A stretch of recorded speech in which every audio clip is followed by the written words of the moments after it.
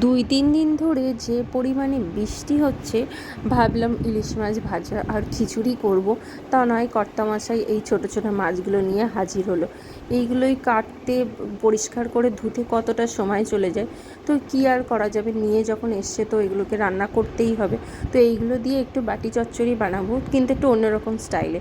তো মাছগুলোকে নুন হলুদ মাখিয়ে একটু তেলের মধ্যে দিয়ে ভেজে নেব, বা পরিষ্কার করে ভালো লাল লাল করে ভেজে তুলে নিতে হবে। এবার ওই তেলের মধ্যে আলু আর পেঁয়াজটা ঝিরিঝিরি করে কেটে রেখেছিলাম, সেটা দিয়ে দিলাম।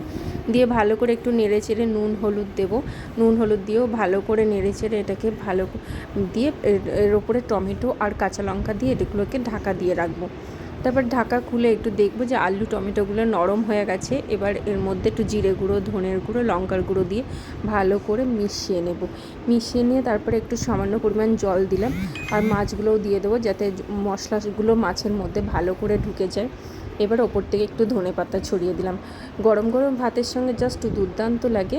অবশ্যই একবার বাড়িতে ট্রাই করবে, আর ভিডিওটা ভালো লাগলে একটা লাইক করে দেবে।